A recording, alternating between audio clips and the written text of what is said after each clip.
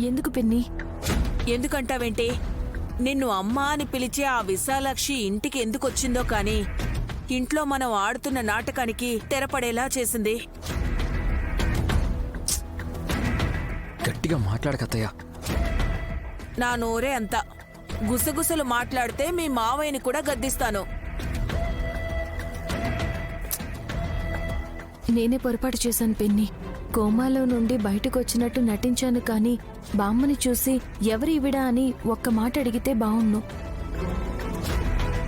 అలా అని ఉంటే మిగతా కథంతా మేము అల్లేసేవాళ్ళం వదిన. ఇప్పుడేం చేద్దాం? అత్తయ్య వాళ్ళు మళ్ళీ ఆలోచనలో పడ్డారు. మళ్ళీ నేను నైనినా త్రినేత్రినా అనే అనుమానం వచ్చింది అంటే ఇల్లంతా సోదా చేసే పని మొదలు పెడతారు. పనిలో పనిగా చీపురు కర్ర ఇచ్చి బూజు దులపమంటే బావుంటుందేమో. నువ్వు ఈ టైంలో జోకులేకత్తయ్య. అణువణువునా ఇంటిని జల్లెడ పట్టేటప్పుడు పనిలో పనిగా శుచి శుభ్రత కార్యక్రమాన్ని కూడా దిగ్విజయం చేయొచ్చని చెప్తున్నానల్లుడు. అలా కాదులే పిన్ని. ఇప్పుడు అత్తయ్య వాళ్లను అడ్డుకోవడం కన్నా విశాలాక్షి శక్తి సామర్థ్యాలను ఎలా నిలువరించాలన్నది ఆలోచించాలి. డైవర్ట్ చేయాలని చూసినా విశాలాక్షి వినడం లేదు. తను చెప్పాలనుకున్నది చెప్పేస్తుంది. ఆ పిల్లకు ఎవరు ఉగ్గుపాలు పట్టారో ఏంటో గాని మాట మాట్లాడితే చెర్నాకోలతో కొట్టినట్టు ఉంటుంది. సూటిగా మాట్లాడడం మంచిదే. కొన్నిసార్లు ఇబ్బందులు వస్తాయి. తనకు కాదు విక్కీ, మనకి ప్రాబ్లం. అదే అంటున్నాను.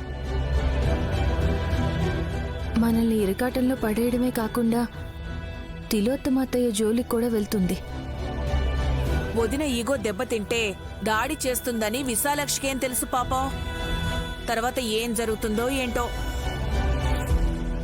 మనం అన్ని రకాలుగా ప్రిపేర్ అయి ఉండాలి. మన మనసులో అనుకున్నది కూడా తను గ్రహించగలదు. అవును విక్రాంత్ బాబు. మనసులో ఒకటి అనుకుని బయటకు ఒకటి చెప్పినా అసలు విషయం ఎందుకు చెప్పట్లేదు అని అన్నదనుకోండి, మన పని గోవిందా.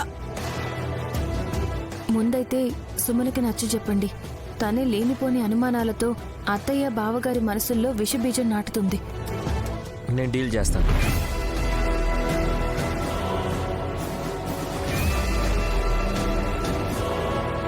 బీజం నాటడం కాదు నైని, ఎప్పుడో నాటి దాన్నొక వృక్షంగా పెరగనిచ్చింది. మీ చెల్లి అని వెనకేసుకురాను. నీ గురించి నాకు తెలుసు పిన్ని. ఇప్పుడు మన గురించి విశాలాక్షి అందరికీ చెప్తుందన్న భయం అంతే.